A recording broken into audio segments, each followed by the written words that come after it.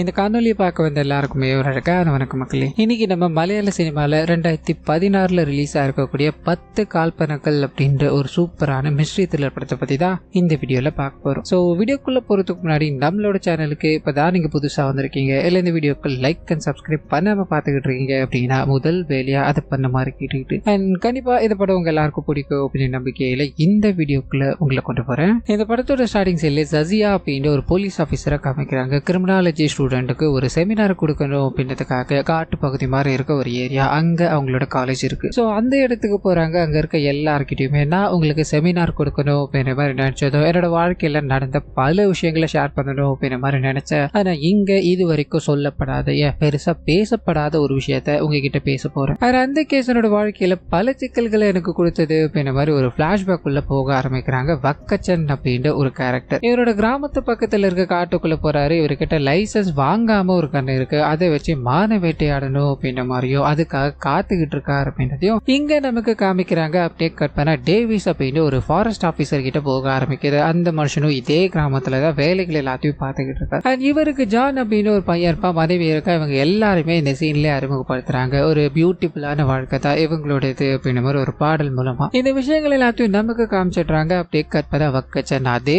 உள்ளே home stay அப்படின்ற ஒரு பேட்டர்ன்ல ஃபாரினர்ஸ் எல்லாம் வந்து தங்குவாங்க இல்லையா, அந்த வேலைகளில் ஈடுபட்டுக்கிட்டு இருக்காரு அப்படின்றதையும் நமக்கு இங்க பதிவு பண்றாங்க. இன்னொரு பக்கத்துல நாயகன் அதாவது டேவிஸ் கிட்ட போக ஆரம்பிக்குது. இவரோட பையன் படிக்கிற ஸ்கூல்ல இருந்து ஒரு கால் வர ஆரம்பிக்குது. வேக வேகமா போகும்போது பையன் மொபைல் போனை யூஸ் பண்ணி மாட்டிக்கிட்டா அப்படின்ற மாதிரியோ சில தப்பான விஷயங்கள்ல போன் மூலமா பண்ணிக்கிட்டு இருக்கான். இதனால ஒரு கடைசி வார்னிங் கொடுத்து அனுப்பிக்கிறாங்க அப்படின்ற மாதிரி இருக்கும். வீட்டுக்கு போறாரு. பையன் கிட்ட இதை பத்தி கேட்கும்போது முன்னுக்கு பின் முரணான பதில்கள். இதனால போனை தூக்கி போட்டு உடைச்சு இனிமேல் இந்த போனுக்கு உனக்கு கம்யூனிகேஷனே இருக்கக்கூடாது அப்படின்ற மாதிரி திட்டிட்டு போக அப்படியே கட் பண்ணா விக்டர் அப்படின்ற ஒரு கேரக்டர் நமக்கு காமிக்கிறாங்க. வயசானவங்களுக்கு இந்த மருத்துவங்கள் எல்லாத்தையும் பாக்குறாரு அப்படின்ற மாதிரி இருக்கும். ரொம்பவே பொலைட்டா ஒரு வயசான ஹேண்டில் பண்ணிட்டு போக அந்த மனுஷன் போனதோ இவர் எவ்வளவு நல்லா பாத்துக்கிறாள், ரொம்ப பொலைட்டா வேற பேசுறாள் அப்படின்ற மாதிரி இந்த அம்மா அவரை பத்தி பேசிக்கிட்டே இருக்கு. இவர் அங்கிருந்து பயணிக்க ஆரம்பிக்கிறார். அதே சமயத்துல உடஞ்சு போன போனை சரி பண்ண முடியுமா அப்படின்ற மாதிரி இந்த டேவிஸோட பையன் இருக்கான் இல்லையா, அவ கடைகள்ல செக் பண்ணி பார்த்துக்கிட்டே இருக்கும்போது இந்த விஷயம் அப்பாக்கு தெரிய ஆரம்பிக்குது. ஒரு புது போனை வாங்கி கொடுத்து அவரோட பையன் கிட்ட சமாதானம் ஆகிக்கிட்டு இருக்காரு அப்படின்ற விஷயங்கள் இங்க நமக்கு காட்டப்பட்டுக்கிட்டே இருக்கு. அதே சமயத்துல விக்டர் அப்படின்ற ஒரு கேரக்டர் இருந்தா இல்லையா, வீட்டுக்கு போய் இவரோட மொத்த உடைமைகளையும் மாத்த ஆரம்பிக்கிறாரு. இப்பதான் வயசானவங்க இவர் ரொம்ப நல்லவ அப்படின்ற மாதிரி சர்டிபிகேட் எல்லாம் கொடுத்தாங்க இல்லையா,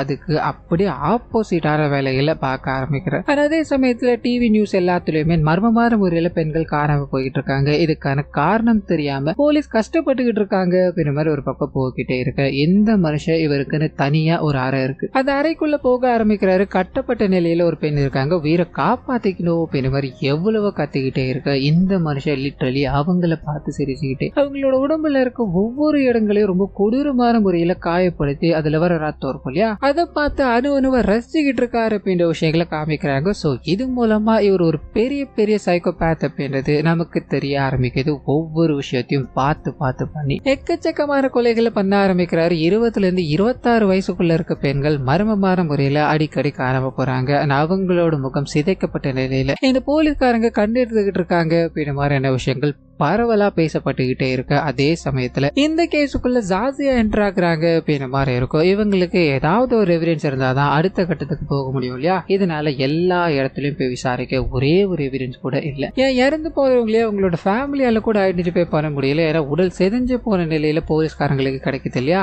அப்படி இப்படின்னு அதை கண்டுபிடிச்சு போறதுக்கே சில நாட்கள் ஆயிடுது. இதுல எவிடன்ஸ் நோக்கி போனா அது டெட் எண்ட் தான் இருக்கு அப்படின்ற மாதிரி இவங்க ஒரு பக்கம் அந்த சீரியல் கில்லரை துரத்தி பிடிக்கணும் அப்படின்ற மாதிரி பின்தொடர்ந்து பல வேலைகளை பார்த்துக்கிட்டு இருக்கு. இன்னொரு பக்கம் எந்த பிரச்சனையுமே இல்லாம இந்த சீரியல் கில்லர் பொறுமையா அணுவா ரசிச்சு கொலை பண்ணிக்கிட்டு இருக்கா அப்படின்ற மாதிரி இருக்கும். சோ இப்படி மாத்தி மாத்தி ரெண்டு விஷயங்கள் காட்டப்பட்டுக்கிட்டே இருக்கு. அந்த சமயத்துலதான் போலீஸ்காரங்களுக்கு அவனோட உருவம் எப்படி இருக்கும் அப்படின்ற பேட்டர்ன் கிடைக்க ஆரம்பிக்குது. ஏன்னா நிறைய இடங்கள்ல விசாரிச்சிருக்காங்க, நிறைய சிசிடிவி கேமரா எல்லாத்தையும் செக் பண்ணிருக்காங்க இல்லையா, அது மூலமா ஒரு நபரோட பேட்டர்ன் வரைஞ்சி அந்த பேட்டர்ன் எங்கெங்கெல்லாம் மேட்ச் ஆகுது அப்படின்ற மாதிரி எல்லா டாக்குமெண்ட்ஸும் செக் பண்ணி பார்க்க ஆரம்பிக்க இவங்களோட கிரிமினல் ரெக்கார்ட்ல அது இல்லவே இல்லை. இதனால என்ன பண்றதுன்னு தெரியாம குழப்பத்துல இருக்கு. அந்த சமயத்துலதான் ரீசெண்டா நடந்த ஒரு கொலை கேஸ்ல இந்த நபர் வண்டியோட மாட்டி இருக்காரு அப்படின்றது தெரிய ஆரம்பிக்குது. வண்டியை ஃபாலோ பண்ணி அந்த நபர் எங்க இருக்காரு அப்படின்றத கண்டுபிடிக்க ஆரம்பிக்கிறாங்க. அவரை கையும் களவுமா பிடிக்கிறாங்க அப்படின்னு மாதிரியோ லிட்டரலி அந்த சீரியல் கில்லர் மாட்டிக்கிட்டான். அவனை விசாரிக்கணும் அப்படின்றதுக்காக கூட்டு வந்து உட்கார வைக்கும் போது அவன் ரொம்ப கிளவரா இருக்கான். பயங்கரமான இங்கிலீஷ் நாலேஜோட இருக்கான். இதனால இவங்கிட்ட இருந்து உண்மைகள் எப்படி வாங்க போறாங்களோ அப்படின்ற ஒரு பிரச்சனை. அதையும் தாண்டி இவன் தான் இதை பண்ணா அப்படின்றதுக்கு எந்த விதமான எவிடன்ஸும் கிடையாது. அந்த இடத்துல இவனை பார்த்திருக்காங்க, அது மட்டுமே தான் இவங்களுக்கு கிடைச்ச ஒரே எவிடன்ஸ். இதனால இந்த விஷயத்த மெயினா போக்கஸ் பண்ணாம அவர்கிட்ட போய் ரேண்டமான விஷயங்களை கேட்க ஆரம்பிக்கிறாங்க. இந்த எல்லா கொலைகளுமே நீ தானே பண்ணிருக்க, இந்த பெண்கள் எல்லாத்தையும் ஞாபகம் இருக்காடா அப்படின்ற மாதிரி கேட்க அவர் மேலையும் கீழையும் பாக்குறாரு. ஆமா, இந்த பெண்கள்லாம் யாரு, இதெல்லாம் எதுக்கு என்கிட்ட கேக்குறீங்க அப்படின்ற மாதிரி நிறைய முரண்பாடான பதில்களை சொல்லி இவங்களை குழப்பிக்கிட்டே இருக்க இவங்களுக்கு ஒரு மாதிரி டென்ஷன் ஆகுது. இவன் தான் இதை பண்ணிருக்கா அப்படின்றது இருக்கு. ஆனா இதை தாண்டி வேற எதுவும் எவிடன்ஸ் கிடைக்கலையே, இது எப்படி நம்ம ப்ரூவ் பண்ண போறோம் அப்படின்ற மாதிரி அவன் தங்கி இருக்க ஒரு இடத்த இவங்க ஸ்பாட் அவுட் பண்றாங்க. அந்த இடத்துக்கு ஃபுல்லா போய் செக் பண்ணி பார்க்க ஆரம்பிக்கிறாங்க. பழைய பொருட்கள் எல்லாமே இருக்கு. அது எல்லாத்தையும் எடுத்து போட்டுக்கிட்டே இருக்கும்போது அந்த சமயத்துல தான் இந்த லேடி இருக்காங்க இல்லையா, அவங்களுக்கு ஒரு சின்ன பொண்ணோட போட்டோ கிடைக்குது. அதை பார்த்ததும் பல சிந்தனைக்குள்ள போக ஆரம்பிக்கிறாங்க. வேக வேகமா அதை எடுத்துக்கிட்டு அந்த போட்டோவை அந்த நபர் முன்னாடி காமிக்கிறாங்க. அந்த பொண்ணோட பேர் ஏஞ்சல் அப்படின்றது போல. இந்த ஏஞ்சல உனக்கு எப்படிடா தெரியும், இந்த போட்டோ எப்படிடா உங்ககிட்ட வந்தது அப்படின்னு மாதிரி கேட்க இவர் ஏற்கனவே அவ்வளோ பொண்ணுங்களோட போட்டோ காமிச்சோ எதுவுமே நான் பண்ண கிடையாது, இவங்க யாருன்னே தெரியாது அப்படின்ற மாதிரி பேசிக்கிட்டு இருக்கா இல்லையா. இப்போ என்ன சொல்ல போறார், அதே மாதிரிதான் இந்த பொண்ணோட போட்டோவும் எனக்கு தெரியாது, எனக்கு பிடிச்சிருந்த போட்டோவை நான் வைக்கிறது உண்டு, அது மாதிரி மேபி பிடிச்சிருந்ததால வச்சிருப்பேன், மற்றபடி எனக்கு இதுக்கு எந்த சம்பந்தமும் கிடையாது அப்படின்ற மாதிரி அவங்கள வெறுப்பேத்துற மாதிரியான பதில்களை பேசிக்கிட்டே இருக்கு. லிட்டரலி என்ன பண்றதுன்னு தெரியாம குழப்பத்துல டேவிஸ் இருக்கா இல்லையா, அவருக்கு இவங்க கால் பண்றாங்க அப்படின்ற மாதிரியோ. ஏஞ்சலோட போட்டோவை நான் பார்த்த ஒரு நபர், அதாவது சீரியல் கில்லர் அப்படின்னு ஒரு நபரை பிடிச்சிருக்கோம், அந்த நபர்கிட்ட இந்த போட்டோ வந்தது, மேபி ஏஞ்சலோட கேஸ்ல ஒரு சின்ன லீடா இது இருக்கலாம், நீங்க இந்த இடத்துக்கு வர முடியுமா அப்படின்ற மாதிரி கேட்க அந்த மனுஷனுக்கும் பிளாஷ்பேக்ல நிறைய விஷயங்கள் நடந்திருக்கு போல. அதை எல்லாத்தையும் யோசிச்சு பார்த்துக்கிட்டே இருக்க இந்த 3 பேருக்கு நடுவில் ஏஞ்சல் எப்படி இங்க வந்தாங்க அப்படின்ற பிளாஷ்பேக் இருக்கு இல்லையா, அதுக்குள்ள போக ஆரம்பிக்குது. ஸோ நாயகன் இருக்காரு டேவிஸ், அவரோட நெருங்கிய நண்பரோட பொண்ணு தான் இந்த ஏஞ்சல் அப்படின்றவங்க. சின்ன வயசுல தன்னோட அப்பா இழந்துட்டாங்க, அம்மா கூட தான் வளர்றாங்க அப்படின்னு மாதிரி இருக்கும். இதனால டேவிஸ் என்ன பண்றாரு அப்படின்னா தன்னோட பொண்ணு மாதிரி அவங்களுக்கு தேவையான விஷயங்கள் எல்லாத்தையும் பார்த்து பார்த்து பண்ணிக்கிட்டு இருக்காரு அப்படின்ற மாதிரி இருக்கும். ஸோ ஊருக்குள்ள அவங்க ஜாலியா விளையாடிக்கிட்டே இருக்கும்போது வக்க சென்றிருக்காரு இந்த பொண்ணு மேல ஒரு ஆசை. ஸோ இதனால அவங்க போற வர எல்லா இடங்கள்லயும் அவங்கள ரேக் பண்ற மாதிரியான விஷயங்கள் பேசிக்கிட்டு இருக்காரு அப்படின்றத நமக்கு இங்க காமிச்சிட்டு அப்படியே கட் பண்ணி டேவிஸ் கிட்ட போக ஆரம்பிக்கிறது. ஊருக்குள்ள வருஷத்துக்கு ஒரு வாட்டி ஒரு திருவிழா வரும், ரொம்பவே பிரசித்தி பெற்ற திருவிழா அப்படின்ற மாதிரி இருக்கும். இதனால ஏஞ்சலுக்கு ஒரு அழகான பிங்க் கலர் ட்ரெஸ் எடுத்து கொடுத்து இந்த திருவிழாக்கு நீ இதை தான் போடணும் அப்படின்ற மாதிரி சொல்ல கட் பண்ணா திருவிழால காமிக்கிறாங்க. எக்கச்சக்கமான மக்கள் அந்த திருவிழால கலந்துகிட்டு இருக்க ஏஞ்சல் இந்த புது ட்ரெஸ் போட்டுக்கிட்டு சந்தோஷமா சுத்திக்கிட்டு இருக்காங்க அப்படின்ற மாதிரி இருக்கும். இந்த விஷயங்கள் எல்லாத்தையும் வக்க சென்றிருக்காலியா அவர் பார்த்து ரசிச்சுக்கிட்டு இருக்காரு. இதை அங்க இருக்க டேவிஸ் கவனிக்கிறாரு. திருவிழாக்கு வந்த அப்படின்னா அதை மட்டும் பார்க்கணும், நீ தேவையில்லாத பிரச்சனைகளை ஈடுபடாது அப்படின்ற மாதிரி லிட்டரலி அவரை மிரட்டிட்டு அங்க இருந்து கிளம்ப ஆரம்பிக்க இங்க ஏஞ்சல் இருக்காங்க இல்லையா, அவங்க தன்னோட அம்மா கூட திருவிழா எல்லாத்தையும் முடிச்சுட்டு வீட்டுக்கு நடந்து போய்கிட்டு இருக்காங்க அப்படின்ற மாதிரி இருக்கும். இதுக்கு அடுத்த நாள் காலையில டேவிஸோட வீட்டு கதவை ஏஞ்சலோட அம்மா வேக வேகமா வந்து தட்டிக்கிட்டு, நைட்டு என் கூட படுத்துக்கிட்டு இருக்க என்னோட பொண்ணு காணாம போயிட்டா, எங்க போனா என்ன ஆனானே தெரியல அப்படின்ற மாதிரி பயங்கரமா கத்திரி அழுதுகிட்டே இருக்க. யாருக்கும் என்ன பதில் சொல்றதுன்னு தெரியல, மேபி இங்க எங்கேயாவது போயிருக்கலாம், அவ திரும்பி வந்துடுவா அப்படின்ற மாதிரி நிறைய இடங்கள்ல தேட ஆரம்பிக்கிறாங்க. அதே சமயத்துல வக்க சென்றிருக்காலியா ஊருக்குள்ள ஒரு ஆடு காணாம போயிடுச்சு அப்படின்ற மாதிரி இருக்கும். அதை விசாரிக்கணும்னு போக கண்டிப்பா புலிதான் வீட்டுக்குள்ள, அதாவது ஊருக்குள்ள இறங்கி இருக்கு. நான் அப்பவே அந்த புலியை கொலை பண்ணிடலாம் அப்படின்ற மாதிரி கண்ணு எடுத்துட்டு போனேன், நீங்க தான் பெரிய பெரிய இதெல்லாம் பேசி என்ன ஸ்டாப் பண்ணீங்க. இப்ப பாருங்க,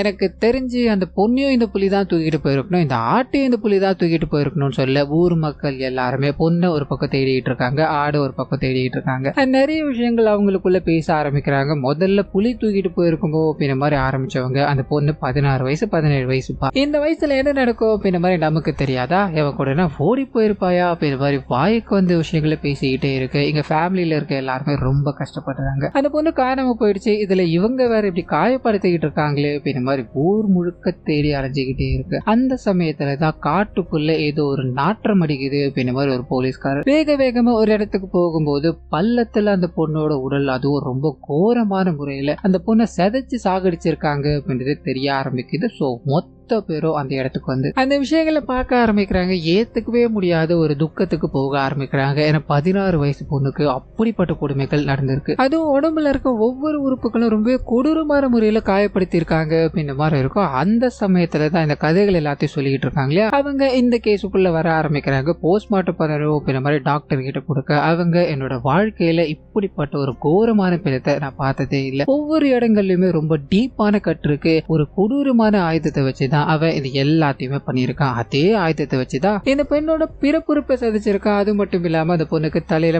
பயங்கரமான காயங்கள் ஏற்பட்டு அந்த காயத்தால தான் அவங்க இறந்து போயிருக்காங்க. சோ இப்படி ப்ரூட்டலான கொலையை பண்ணியிருக்கான் அப்படின்னா கண்டிப்பா அவன் ஒரு சைக்கோபேத்தா தான் இருக்கணும். இந்த கொலையோட அவன் நிறுத்த போறது கிடையாது, நீங்க அவனை உடனடியா பிடிச்சாகணும் அப்படின்ற மாதிரி சொல்ல போலீஸ்காரங்க இந்த கேஸ்ல ஏதாவது லீட் கிடைக்குமா அப்படின்ற மாதிரி தேட ஆரம்பிக்கிறாங்க. சுத்தி இருக்கிற எல்லார்கிட்டையும் விசாரிக்க ஆரம்பிக்கிறாங்க. வக்கச்சன் மேலேயும் இவங்களுக்கு டவுட் போக ஆரம்பிக்குது. ஆனா அந்த சமயத்துல அவர் இந்த திருவிழா சைடு தான் இருந்தார் அப்படின்ற மாதிரி கூட இருக்கவங்களா ஸ்ட்ராங்கா சொன்னதால அவர் எதுவுமே பண்ண முடியாம போயிடுது. மேற்கொண்டு இவங்க எவிடன்ஸை தேடி அலைஞ்சுக்கிட்டே இருக்கும்போது ஒன்னு கூட கிடைக்கல அப்படின்ற மாதிரியும் நாட்கள் போக போக இது ஒரு அன்சால்வ்டு கேஸாவே இவங்க மூடிட்டாங்க.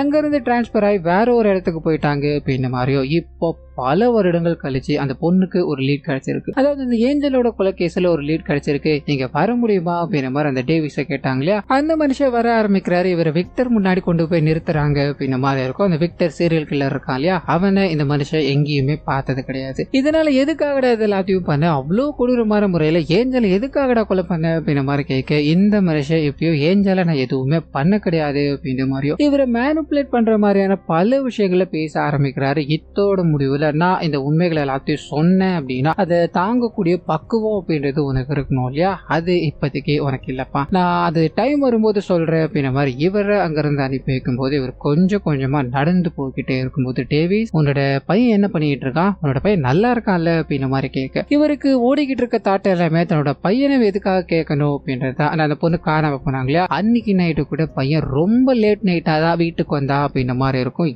இதனால தன்னோட பையன் தான் இது எல்லாத்தையும் பண்ணியிருக்கானோ, இதனாலதான் உண்மைகள் உன்னால பேஸ் பண்ண முடியாது அப்படின்ற மாதிரி இன்டைரக்டா சொன்னாலும் நம்மளுக்கு ஒரு மாதிரி குழப்பமா இருக்கு அப்படின்ற மாதிரி இதை பத்தி மட்டுமே யோசிச்சுக்கிட்டே இருக்கு. இதுக்கு நடுவுல ஹீரோயின் இருக்காங்க இல்லையா, அவங்க அவரை எவிடன்ஸே இல்லாம உள்ள புடிச்சு வச்சிருக்காங்க. இதை நீங்க எவ்வளவு நாளுமா ஃபாலோ பண்ண முடியும், அவ சீரியல் கில்லர் அப்படின்றத நீ மட்டும்தான் சொல்ற, ஆதாரம் இருக்கா இல்ல, அதனால நீ என்ன பண்ற 2 நாளுக்குள்ள அவனை நீ கோர்ட்ல ப்ரொடியூஸ் பண்ணி ஆகணும் அப்படின்ற மாதிரி சொல்ல இவங்களுக்கு ஒர்க் ரீதியா ஒரு பிரஷர் உருவாகுது. இதனால அந்த மனுஷங்கிட்ட திருப்பி விசாரிக்கணும் அப்படின்ற மாதிரி போக அவர் ஒரு டிமாண்ட் வைக்கிறாரு. மறுபடியும் நான் டேவிஸை சந்திக்கணும் அப்படின்றதா அந்த டிமாண்ட். இவங்க வேற வழி இல்லாம ஏற்பாடு பண்ண ஆரம்பிக்கிறாங்க. டேவிஸ் ஏற்கனவே ஒரு மேனிபுலேட் பண்ணி அனுப்பிச்சு வச்சிருக்காரு அப்படின்ற மாதிரி இருக்கு இல்லையா. மறுபடியும் இவர்கிட்ட வந்து பேச ஆரம்பிக்க டேவிஸ் உனக்கு நான் அந்த உண்மையை சொல்ல வேண்டிய நேரம் வந்துருச்சு. அன்னைக்கு ஏஞ்சல் காணாம போனா இல்லையா, அன்னைக்கு நைட்டு அந்த ஊர்ல நான் இருந்த திருவிழால நீ நிறைய வேலைகளை பார்த்துக்கிட்டு இருந்த இல்லையா, உன்னை நான் கவனிச்ச டேவிஸ் அப்படின்ற மாதிரி ஒரு கொடூரமான சம்பவத்தை சொல்ல ஆரம்பிக்கிறாரு. அன்னைக்கு நைட்டு இந்த விக்டர் வேற ஒரு ஊருக்கு போற வழியில இந்த ஊரை பாக்குறாரு. திருவிழா நடந்துகிட்டு இருக்கு இல்லையா, அங்க போகும்போது ஏஞ்சலை பாக்குறாரு. பார்த்த உடனே பிடிச்சு போயிடுது. இந்த வாய்ப்பை நம்ம மிஸ் பண்ணக்கூடாது. அந்த பொண்ணு அடையணும் அப்படின்றதுக்காக ஃபாலோ பண்ண ஆரம்பிக்க அந்த பொண்ணு அம்மாவோட வீட்டுக்கு போறாங்கன்னு இருக்கு இல்லையா. நைட்டு தூக்கம் வராததால ஜன்னல் பக்கத்துல உட்காந்து வெளியில வேடிக்கை பார்த்துக்கிட்டே இருக்கு. இந்த டேவிஸோட பையனோட ஜான் இருக்கான், அவன் அந்த இடத்துக்கு வரா அப்படின்ற மாதிரியும் உங்ககிட்ட ஒரு 5 நிமிஷம் தனியா பேசணும், என் கூட வர முடியுமான்னு கேட்க இந்த பொண்ணு தயங்கிது. மறுபடியும் கேட்டுக்கிட்டே இருக்க அவங்க கட்டாயத்தின் பேர்ல போக ஆரம்பிக்கிறாங்க. காட்டுக்கு நடுவுல தனியா அவங்க கிட்ட பேசணும் அப்படின்ற மாதிரி இவ ஆரம்பிக்க இந்த விஷயம் தவறான திசைக்கு போக ஆரம்பிக்குது. அவங்க பயந்துகிட்டு எங்கிருந்து ஓடணும் அப்படின்ற மாதிரி ட்ரை பண்ண இவனுக்கு பயங்கரமான கோபம் வர ஆரம்பிக்குது. நீ எனக்கு தான், எனக்கு மட்டும்தான் அப்படின்ற மாதிரி சொல்லி அந்த பொண்ணு துரத்த ஆரம்பிக்கிறான். பயந்துகிட்டு ஓடிக்கிட்டே இருக்கும்போது கையில ஒரு பொருள் இருக்கு, அதை எடுத்து தலையிலே அடிக்கும் போது ரத்த காயங்களோட அந்த பொண்ணு விழுந்து போகுது. இவன் அப்பயும் சும்மா விடுறதா தெரியல. இந்த வாய்ப்பை பயன்படுத்திக்கணும் அப்படின்றதுக்காக அவங்கள கொடூரமான முறையில எல்லா விஷயங்களையும் பண்ணிட்டு ரொம்ப கொடூரமான முறையில அவங்கள துன்புறுத்த ஆரம்பிக்கிற இந்த விஷயங்கள் எல்லாத்தையும் அணுவா பார்த்து ரசிக்கிட்டு இருக்கா அப்படின்ற மாதிரியோ இங்க நமக்கு காட்டப்பட்டுக்கிட்டே இருக்கு. இது எல்லாத்தையுமே அந்த விக்டர் இருக்கா இல்லையா ஓரமா நின்று கவனிச்சுக்கிட்டு இருக்கா. அன்னைக்கு நான் அவளை கொலை பண்ணணும், அவளை அடையணும் அப்படின்ற மாதிரிதான் போனேன். ஆனா என்ன தாண்டி உன்னோட பையன் இது எல்லாத்தையும் பக்காவா பண்ணிக்கிட்டு இருந்தான். என்னோட இன்னொரு ரூபத்தை அன்னைக்கு நான் பார்த்த மாதிரி இருந்தது. அதனாலதான் அது எல்லாத்தையும் பார்த்துட்டு நான் அங்கிருந்து கிளம்பினேன். இப்ப கூட இந்த விஷயத்த நான் உங்ககிட்ட மட்டுமே தான் சொல்லுவேன். காரணம் என்ன தெரியுமா, நான் கோர்ட்டுக்கு போய் எனக்கு தண்டனையே கிடைச்சாலும் நான் போய் போயே சேர்ந்தாலும் என்ன மாதிரியே இன்னொருத்தன் வெளியே இருக்கத்தான் போறான் இல்லையா, அந்த ஒரு விஷயத்துக்காக தான் அப்படின்ற மாதிரி ரொம்ப சந்தோஷப்பட்டு கர்வமா சிரிச்சுக்கிட்டே இருக்கும்போது லிட்டரலி இவர் தன்னோட பையனை நினைச்சு மனசுடைஞ்சு போயிட்டார். இப்படிப்பட்ட விஷயங்களை கண்டிப்பா அவன் பண்ணியிருக்க மாட்டா அப்படின்ற மாதிரி கண் கலகிக்கிட்டே அவனோட ரூமுக்கு போக ஆரம்பிக்கிறாரு. நிறைய விஷயங்கள் எடுத்து பார்த்துக்கிட்டே இருக்கும்போது ஏஞ்சலோட நிறைய போட்டோஸ் எல்லாமே அங்க வைக்கப்பட்டிருக்கு. சோ இது மூலமா இவருக்கு ஒரு மாதிரி டவுட் ஆக ஆரம்பிக்கிற அந்த வக்கச்சன் இருக்கான் இல்லையா, அவன் தான் ஏஞ்சல் மேல ஒரு கண்ணா சுத்திக்கிட்டு இருந்தான். மேபி அவன் அன்னைக்கு ஏதாவது பண்ணிட்டு அங்க இருந்து தப்பிச்சு ஓடி இருக்கலாம். இந்த சீரியல் கில்லரை நம்ப கூடாது அப்படின்றதுக்காக வக்கச்சன் கிட்ட போய் விசாரிக்கும் போது அந்த மனுஷன் அன்னைக்கு எதுவுமே பண்ணல அப்படின்ற விஷயம் ரிவீல் ஆகுது. இதனால தன்னோட பையன் தான் இதை பண்ணிருப்பான் அப்படின்ற மாதிரி இவர் மொத்தமா நம்ப ஆரம்பிச்சுட்டாரு. அதே சமயத்துல இங்க அவனை கோர்ட்ல ப்ரொடியூஸ் பண்ணணும் அப்படின்றதுக்காக வண்டியில கூப்பிட்டுக்கிட்டு கிளம்ப ஆரம்பிக்கிறாங்க. இன்னொரு பக்கம் தன்னோட பையனை தப்பு பண்ணியிருந்தாலும் இறந்து போன ஏஞ்சலுக்காக ஜஸ்டிஸ் வாங்கி தரணும் அப்படின்றதுக்காக இந்த விஷயம் போலீஸ் கிட்ட போக கூடாது, நம்மளே நம்மளோட பையனை கொலை பண்ணிடணும் அப்படின்னு ஒரு தாட்டுக்குள்ள ஒரு கடவுள் சில மாதிரி இருக்கு, அங்க போய் கடவுளை வணங்கி கூடா அப்படின்ற மாதிரி சொல்லிட்டு இவர் பின்னாடி கன் எடுத்து தன்னோட பையனை சுட பாக்குறாரு அப்படின்ற மாதிரியும் கண் கலங்கி நின்னுகிட்டு இருக்காரு அப்படின்றதையும் இங்க காமிச்சுக்கிட்டே இருக்கு. இன்னொரு பக்கம் அந்த விக்டர் கிட்ட போக ஆரம்பிக்குது. அவர் வண்டியில போய்கிட்டே இருக்கும்போது எனக்கு எதிரா எந்த எவிடன்ஸும் உங்ககிட்ட இல்ல, உலகத்திலே அதாவது இந்தியாவிலே பெஸ்ட் வக்கீல் ஒருத்தர் இருக்காரு, அவரை வச்சு நான் வாதாடி வெளியே வர போறேன். இப்போ சோகமான விஷயம் என்ன அப்படின்னா டேவிஸ் இருக்கா இல்லையா, அவர் ஒரு தப்பான முடிவு எடுக்க போறாரு அப்படின்னு ஒரு பிளாஷ்பேக் உள்ள கொண்டு போறாரு. சோ இந்த பிளாஷ்பேக் தான் அன்னைக்கு உண்மையில என்ன நடந்தது அப்படின்றது ரிவீல் பண்ண ஆரம்பிக்குது. ஏஞ்சல் ஜானை லவ் பண்றாங்க அப்படின்ற மாதிரி இருக்கும், ஜானும் அவங்கள லவ் பண்றாங்க. ரெண்டு பேரும் இந்த விஷயத்த ஒருத்தருக்கு ஒருத்தர் வெளியே பேசிக்கிட்டு இல்ல. இதனால அன்னைக்கு நைட்டே ஜான் என்ன பண்றாரு அப்படின்னா நீ கூட தனியா வர முடியுமா அப்படின்ற மாதிரி கூட்டு போய் ரெண்டு பேரும் ரொம்ப அழகா ரொமான்டிக்கான விஷயங்களை பகிர்ந்துகிட்டே இருக்கும்போது திடீர்னு உங்களுக்கு ஒரு சத்தம் கேட்க ஆரம்பிக்குது. அந்த சீரியல் கில்லர் தான் அந்த ஒளிஞ்சு நின்று வேலைகள் எல்லாத்தையும் பண்ணிக்கிட்டு இருக்கான். இந்த சத்தம் கேட்டதால இவங்க பயந்து போய் இதுக்கு மேல இங்க இருக்க வேணாம் அப்படின்ற மாதிரி டேவிஸோட ஒரு ஷெட்டு மாதிரி இருக்கா, அங்க போய் தனிமையில பேசிக்கிட்டே இருக்கும்போது அந்த சமயத்துலதான் அப்பாவோட குரல் கேக்குது. இவன் அப்பா இருக்காரு அப்படின்னு பயத்துல நான் இப்ப வந்துடுறேன் வெளியே போக, அப்பதான் நள்ளிரவுல அப்பா சந்திச்சாரு அப்படின்ற மாதிரி இருக்கும். அப்பாவை தாண்டி வெளியே வரணும் அப்படின்றதுக்காக இவர் பல விஷயங்களை ட்ரை பண்ணிக்கிட்டே இருக்கு. அதே சமயத்துல இந்த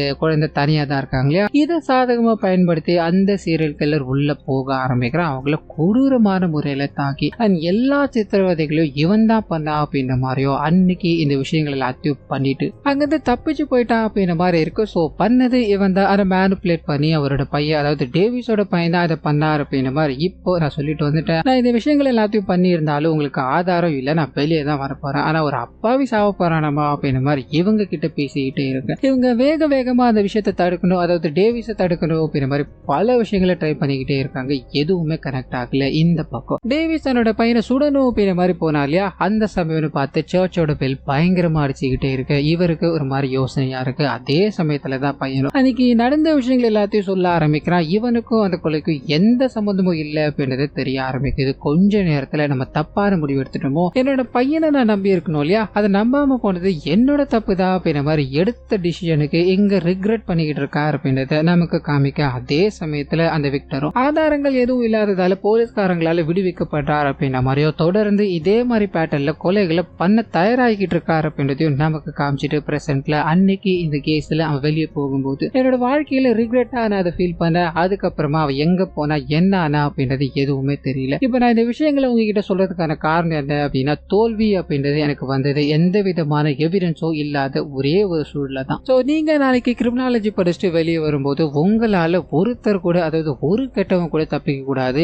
இதனால இந்த எவிடன்ஸ் அப்படின்றத கலெக்ட் பண்ணணும் இல்லையா, அதை நீங்க கை தெரிந்த முறையில கத்துக்கணும் அப்படின்ற மாதிரியோ இதுதான் நான் உங்களுக்கு சொல்ற ஒரு எக்ஸ்பீரியன்ஸா வச்சுக்கோங்க அப்படின்ற மாதிரியோ அங்க இருந்து பயணிக்க ஆரம்பிக்க போற வழியில டேவிஸை சந்திக்கணும் அப்படின்ற மாதிரி தோண ஆரம்பிக்குது. அங்க போகும்போது உங்களோட பையன் பெங்களூர்ல படிக்கிறான் அப்படின்ற மாதிரியோ பையனை பாத்துக்கணும் அப்படின்ற மாதிரி அம்மாவும் கூடவே போயிட்டாங்க. இப்போ இவர் தான் சின்னதா ஒரு வேளாண்மை விஷயங்கள் எல்லாத்தையும் பண்ணி இந்த இடத்துல அப்படியே மேனேஜ் பண்ணி வாழ்ந்துகிட்டு இருக்காரு அப்படின்ற மாதிரி இருக்கும். சார் நான் இந்த வழியா போறேன் அண்ட் கிரிமினாலஜி பசங்களுக்கு ஏஞ்சலோட ஸ்டோரியை தான் சார் நான் சொல்லிட்டு வந்தேன், அவங்களுக்கு நியாயம் கிடைக்கல அப்படின்றது இன்ன வரைக்கும் எனக்கு ஒரு மாதிரி ரிக்ரெட்டா தான் சார் இருக்கு. நம்ம அந்த விஷயங்கள் ஏதாவது பண்ணிருக்கணும் இல்ல சார் அப்படின்ற மாதிரி அவர்கிட்ட கொஞ்ச நேரம் பேசிட்டு அங்க இருந்து கிளம்ப ஆரம்பிக்க. அப்பதான் இவங்களுக்கு சின்னதா ஒரு டவுட், ஏன்னா அவர் நடந்துகிட்ட விஷயங்கள் ஏதோ ஒண்ணு தப்பா இருக்கு. இதனால வேக வேகமா திருப்பி அவரை சந்திக்கணும் அப்படின்ற மாதிரி போக அந்த மனுஷன் அவங்க போனதுக்கு அப்புறமா ஒரு பூட்டப்பட்ட ஒரு அறை மாதிரி இருக்கு. அதுல இந்த பழைய சாதங்கள் எல்லாத்தையும் எடுத்துக்கிட்டு ஒரு கூண்டு மாதிரி இருக்கு. அங்க போய் கொட்டும் போது தூரத்துல இருந்து ஒரு கை வந்து அந்த பழைய சாதத்தை எடுத்து சாப்பிட ஆரம்பிக்குது. அப்பதான் அந்த தேடப்பட்ட விக்டர் அதாவது டிசப்பியர் ஆனா அப்படின்ற மாதிரி சொன்னாங்க இல்லையா, அந்த விக்டர் இங்க இருக்கா அப்படின்றது தெரிய ஆரம்பிக்குது. இதை பார்த்து ஹீரோயின் ஒரு மாதிரி ஸ்டன் நிக்க. இந்த சைடு டேவிஸ் பண்ண விஷயங்களுக்குள்ள போக ஆரம்பிக்குது. அவன் வெளியே விட்டோம் அப்படின்னா பெரிய பெரிய ஆபத்து அப்படின்றத உணர்ந்துட்டு அவனை தேடி பிடிச்சி இந்த இடத்துக்கு வந்து வருடங்களா வச்சு கொடுமைப்படுத்திக்கிட்டு இருக்கா அப்படின்றது இங்க ரிவீல் ஆகி முடிக்க. இப்போ விக்டர் இருக்கா இல்லையா, அவன் ஹீரோயின் உள்ள வந்ததோ அவங்கள பார்த்துட்டா. பார்த்த உடனே அவனை என்னை கொலை பண்ண சொல்லு, அவன் எனக்கு கொஞ்சம் கொஞ்சமா துன்புறுத்திக்கிட்டு இருக்கான். இது எனக்கு சுத்தமா பிடிக்கல, அவன் எனக்கு கொலை பண்ண சொல்லு அப்படின்ற மாதிரி பயங்கரமான முறையில கத்திக்கிட்டே இருக்க இவங்க அவனையும் பாக்குறாங்க, டேவிஸையும் பாக்குறாங்க. எதுவுமே பேசாம வெளியே வரும்போது டேவிஸ் இவங்களை சந்திக்கணும் அப்படின்ற மாதிரி வர ரெண்டு பேருமே வாய் வார்த்தைகளால எதுவுமே பேசிக்கல. ஒருத்தருக்கு ஒருத்தர் பார்த்து சிரிச்சுக்கிட்டு அங்க இருந்து நகர ஆரம்பிக்கிறாங்க. ஹீரோயினோட வாய்ஸ் ஓவர்ல சில விஷயங்கள் இந்த சட்டத்துக்கு அப்பாற்பட்டு நடக்க வேண்டியது அப்படின்ற மாதிரி இருக்கும். அந்த விஷயத்த நாம போய் தடுக்கணும் அப்படின்றதெல்லாம் கிடையாது. தூரமா நின்று வேடிக்கை பார்த்தா மட்டும் போதும். ஏஞ்சலுக்கு இது மூலமா ஜஸ்டிஸ் கிடைச்சிருச்சு அப்படின்ற மாதிரி நான் நம்புறேன். ஏஞ்சல் மாதிரியான இன்னும் நிறைய பெண்கள் இருக்காங்க, அவங்களுக்கெல்லாம் இன்னைக்கு ஜஸ்டிஸ் கிடைக்க போகுதுன்னு தெரியல அப்படின்னு மாதிரி ஒரு கேள்வி எழுப்ப உண்மையான சம்பவங்கள் நடந்திருக்கும் இல்லையா, அது எல்லாத்தையும் எங்க கடைசியில டாக்குமெண்ட்ரி மாதிரி போட்டு இந்த படத்தை இத்தோட முடிக்கிறாங்க.